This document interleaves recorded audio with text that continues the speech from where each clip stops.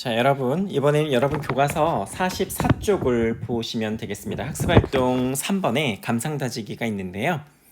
정우승 시인의 슬픔이 기쁨에게라는 작품입니다. 그러니까 이 작품 역시 형식과 내용이 유기적인 관련성이 있는지 없는지를 살펴보라고 되어 있어요. 근데 이제 먼저 간단하게 설명을 하자면 이 작품은 슬픔이라는 화자가 슬픔이 이제 화자예요. 슬픔이라는 화자를 설정해서 기쁨이라고 하는 청자에게 말하는 형식으로 되어 있습니다. 자, 화자가 청자에게 말하는 형식으로 되어 있는 거고, 내용은 읽어보시면 아는 바와 같이 이기적인 삶을 살지 말아라. 이기적인 삶에 대한 반성을 해라. 그리고 소외된 이웃에 대한 관심을 가져라. 그런 관심을 촉구하는 주제를 가지고 있는데요. 이 말하는 형식이 이기적인 삶을 반성하고 이웃에게 관심을 가져라라고 촉구하는 그 주제에 어떻게 그러니까 긴밀하게 연결되어 있는지를 보란 얘기였잖아요. 그러니까 이거는 말하는 거기 때문에 청자한테 직접적으로 얘기를 하는 거잖아요. 그러니까 주제를 직접 전달해주는 효과가 있을 수 있죠. 답은 벌써 나왔지만 그래도 작품을 한번 하나하나 살펴보도록 할 건데요. 먼저 이 정우승 시인은 소외된 민중의 아픔을 달래주는 시를 굉장히 많이 쓰신 분이에요. 타인에게 무관심한 이들을 비판하고 또 그들에게 바람직한 삶의 가치를 전달해 주려고 노력하신 분인데요. 이 슬픔이 기쁨에게 역시 그러한 내용을 담고 있습니다. 그러니까 소외된 이웃을 평등한 존재로 바라보고 또 그들의 고통과 아픔을 함께해서 더불어 살아가는 삶에 대한 가치를 얘기하고자 하는 부분이 많은데요. 작품을 하나하나 이제 살펴보면 이해하기 쉬울 것 같아요. 그런데 이제 이 작품의 또 다른 특징이 뭐냐면 슬픔이 기쁨에게라고 되어 있잖아요. 슬픔이 아까 화자라고 그랬고 기쁨이 청자라고 했잖아요. 근데 일반적으로 사람들은 슬픔과 기쁨 중에 누구를 긍정적으로 바라볼까요? 기쁨을 긍정적으로 바라볼 거예요. 슬픔을 부정적인 감정으로 바라봅니다. 그런데 시인은 슬픔을 오히려 긍정적인 감정으로 봤고요. 기쁨을 오히려 부정적인 것으로 설명을 했습니다. 그래서 어떻게 보면 슬픔과 기쁨에 대한 기존 인식을 역전시킨 거예요. 기존 인식을 역전시켰더라. 그러니까 통념을 깬 거죠. 통념을 깨는 발상의 전환이 이제 이루어져서 표현한 시인데요. 일행부터 볼까요? 먼저 이거부터 봅시다. 이 작품의 형식이 말하는 형식이라고 되어 있기도 하지만 이제 운율을 찾아야 되잖아요. 이거는 뭐 사문보다 사원보다 이런 거보다는 자유시이기 때문에 음악성을 찾는 게 더 좋을 것 같은데요. 이 시를 보면 뭐뭐 하겠다라고 하는 종결 어미가 굉장히 많이 나와요. 뭐뭐 하겠다, 뭐뭐 하겠다, 뭐뭐 하겠다, 주겠다, 뭐 주겠다, 주겠다, 멈추겠다, 걷겠다, 걸어가겠다, 뭐뭐 하겠다, 뭐뭐 하겠다라고 하는 건 사실은 의지의 시어이잖아. 미래 시제를 나타내기도 하지만 의지의 시어이기도 하잖아요. 그리고 이 뭐뭐겠다라고 하는 것을 반복했다는 얘기는 반복이라고 하는 거의 효과가 뭐예요? 강조잖아요. 뭘 강조하나요? 여기서 보니까 아까 말하는 형식으로 되어 있어서 이웃에 대해 관심을 촉구하는 주제를 직접 전달한다라고 했었잖아요. 그렇기 때문에 이거는 화자 자신의 생각을 강하게 전달하고자 하는 의지가 담겨 있어요. 강한 의지가 담겨 있는데요. 강한 의지를 강조할 뿐만 아니라 반복한다라고 하는 건 시에서는 뭘 형성하나요? 운율을 형성하죠. 음악성이에요. 그게 바로 형식적 특징이기도 하죠. 자, 그런 특징을 갖고 있다고 이해하면 좋을 것 같고, 그럼 이제 바로 본문의 내용으로 들어가도록 하겠습니다.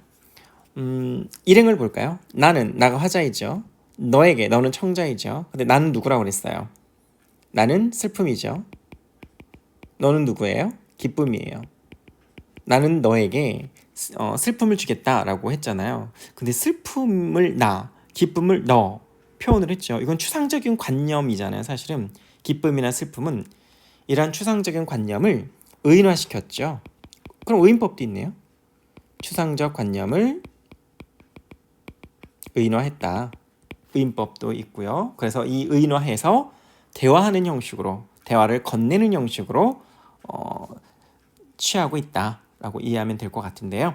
어쨌든 나는 슬픔인데 이 나라고 하는 화자는 소외된 이웃을 이해해야 돼라고 하는 긍정적인 존재이고, 너는 자신의 이익에만 기뻐하는 이기적인 존재이니까 부정적 대상인 거죠.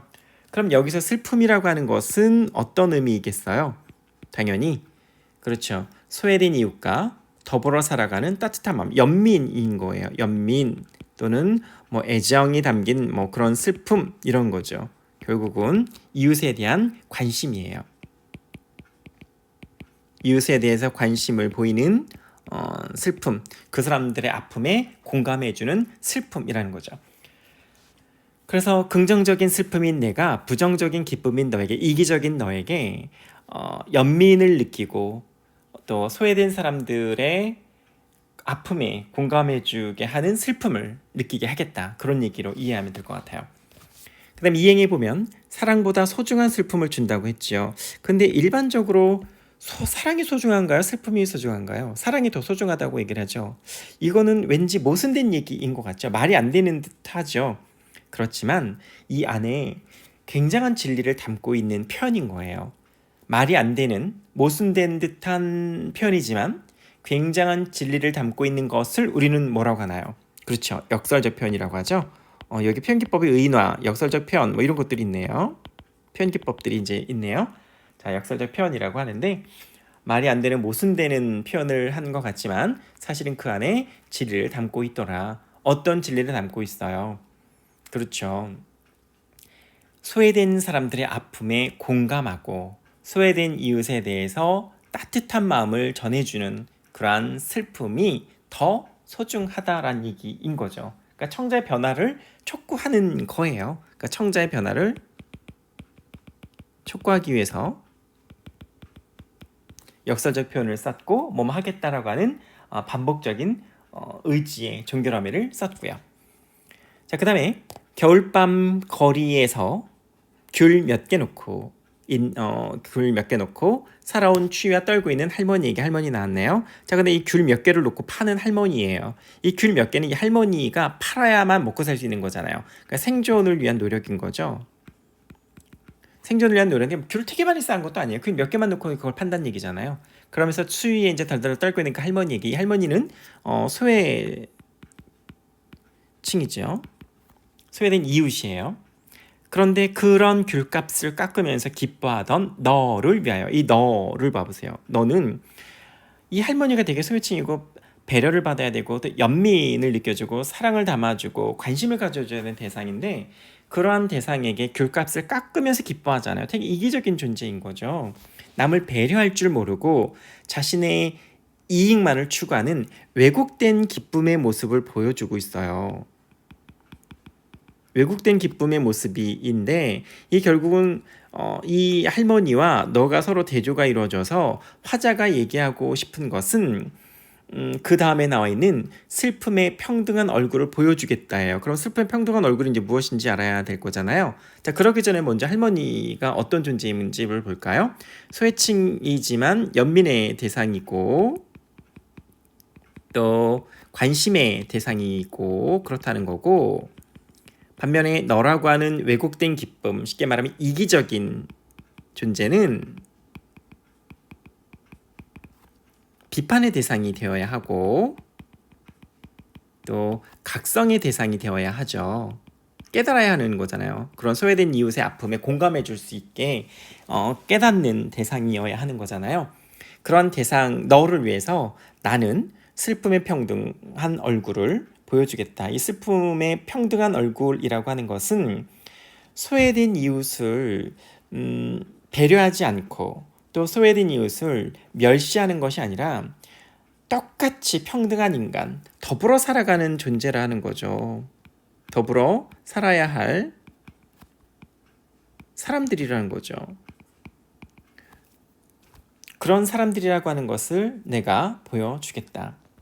내가 어둠 속에서 너를 부를 때, 이 어둠 속에서의 어둠이라고 하는 건 좋은 의미는 아니겠죠. 고통스러운 삶 속에 이제 고통이잖아요. 고통 속에서 너를 부를 때 단 한 번도 평등하게 웃어주질 않은 가만히 덮인 동사자가 다시 얼어 죽을 때 가만히 한 장조차 덮어주지 않은 무관심한 너의 사랑을 위해. 자, 그럼 내용이 한번 다시 살펴볼게요. 내용을 한번 다시 살펴봅시다. 고통 속에서 또는 이제 어려움 속에서 처해 있을 때 너를 부를 때 단 한 번도 평등하게 웃어주질 않았대요. 평등하게 웃어주지 않았다는 얘기는 어려운 이웃을 외면했다는 얘기예요. 어려운 이웃을 외면하고 몰인정한 모습이라고 하나요? 몰인정한 모습을 보여준 기쁨, 너라는 거죠. 가만히 덮인 동사자. 동사자라고 하는 얼어 죽은 사람이잖아요. 이 얼어 죽은 사람이 다시 얼어 죽을 때, 얼어 죽은 사람이 다시 얼어 죽을 수 있어요? 한 번 죽었는데 또 얼어 죽진 않잖아요. 이것도 이제 말이 안 되죠. 말이 안 되지만 굉장한 의미가 담겨 있잖아요. 어떤 의미가 담겨 있을까요? 무관심으로 인해서 죽었는데도 외면을 받는 상황의 심각성을 보여주는 거잖아요. 이것도 이제 역설적 표현이에요.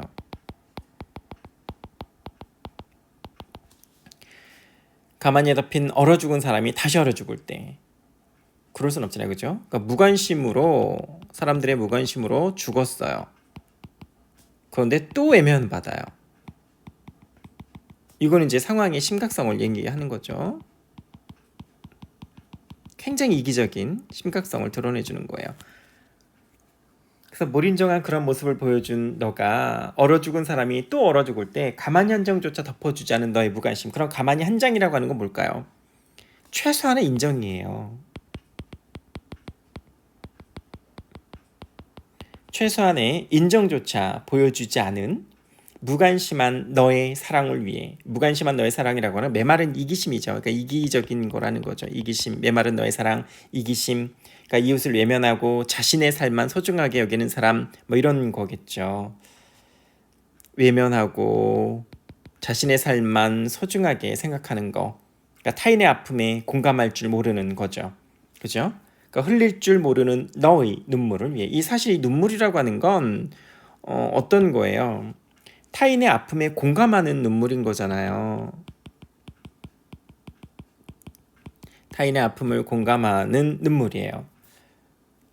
그런데 그런 공감하는 눈물을 흘릴 줄 모르는 너는 자신의 안락한 삶만 소중하게 여기고 이웃에 대해 관심이 없는 거라는 거죠. 그렇다면 타인의 아픔에 공감을 하면 어떨까요? 그게 바로 진정한 기쁨이라는 거예요.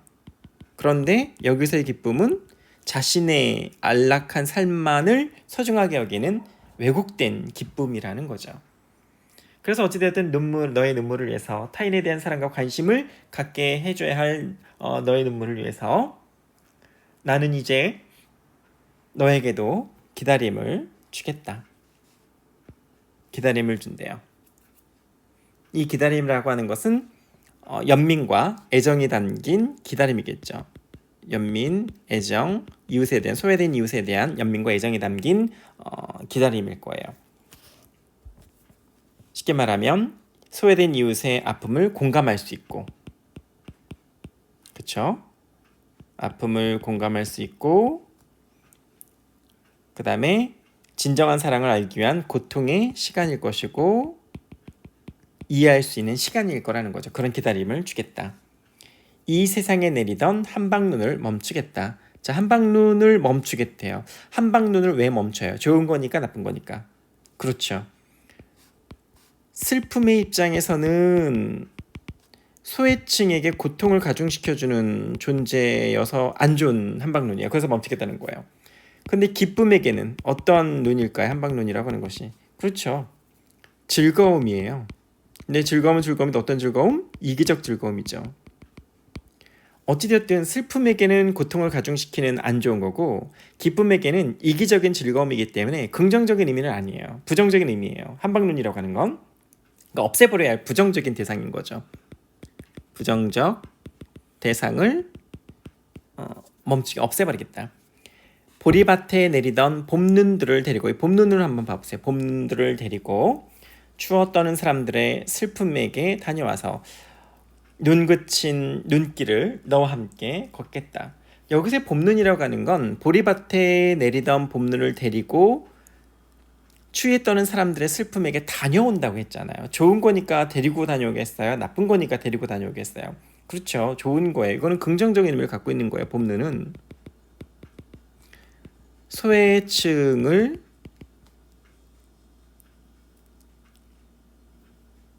배려해주는 의미인 거죠. 보리밭에 내리는 봄눈이라고 하는 건 보리가 얼지 않도록 온도를 유지해 주는 역할을 한다라는 의미를 갖고 있는 거예요. 그래서 보리밭이 얼지 않도록 하는 역할을 하는 봄눈을 데리고, 그러니까 긍정적 의미인 거죠. 그것을 데리고 추워 떠는 사람들의 슬픔에게 다녀와서 눈 그친 눈길을 너와 함께 걷겠다. 이 말은 너와 함께 걷겠다라고 하는 말은 너와 화합을 하겠다는 얘기잖아요. 조화를 갖겠다라는 의지를 표현하는 건데, 쉽게 말하면 이건 거죠. 혼자만의 기쁨이 아니라 소외된 이웃 모두가 함께 기뻐할 수 있는 세상, 진정한 기쁨의 의미예요. 아까는 왜곡된 기쁨의 의미를 가졌었잖아요. 자신의 삶이 만족하면 되는 이기적인 기쁨이었다면, 여기서 너와 함께 걷겠다라고 하는 건 혼자만의 기쁨이 아니라 함께 기뻐할 수 있는, 함께 기쁨을 누릴 수 있을 때까지 하겠다는 얘기예요. 그러니까 진정한 기쁨의 의미를 내가 깨닫게 해주겠다. 그때까지 너와 함께 걷겠다. 그 얘기인 거죠. 슬픔의 힘에 대한 이야기를 하며, 여기서 슬픔의 힘이라고 하는 것은 당연히 슬픔을 겪는 가운데에서 진정한 사랑을 깨닫게 한다는 얘기인데, 진정한 슬픔의 가치예요.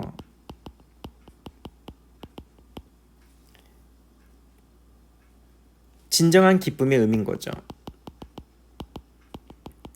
이기적인 기쁨이 아니라 더불어 즐기는, 더불어 사는 기쁨의 의미예요. 그러한 슬픔의 힘, 진정한 기쁨을 느끼게 해주는 슬픔의 힘에 대한 이야기를 하며, 그러니까 소외된 사람들에 대해서 이해할 수 있고 소외된 이웃을 평등한 존재로 바라보면서 그들의 고통과 아픔을 함께하는 그런 힘, 쉽게 말하면 더불어 살아가는 삶의 가치인 거죠. 더불어 살아가는 삶의 가치에 대한 이야기를 하며 기다림의 슬픔까지 걸어가겠다. 기다림의 슬픔, 요 말은 기쁨이 슬픔의 진정성을 이해할 때까지란 얘기예요. 소외된 이웃의 슬픔이 극복될 때까지란 얘기예요. 소외된 이웃의 슬픔을 극복할 때까지. 기쁨이, 왜곡된 기쁨이 슬픔의 진정성을 이해할 때까지, 소외된 사람들의 아픔을 공감할 때까지, 그 얘기예요.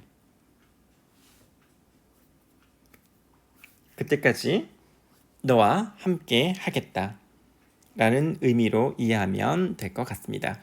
그래서 이제 이 작품은 슬픔을 화자로 해서 기쁨의 행동을 질책하는 방식으로 주제를 표현하고 있어요.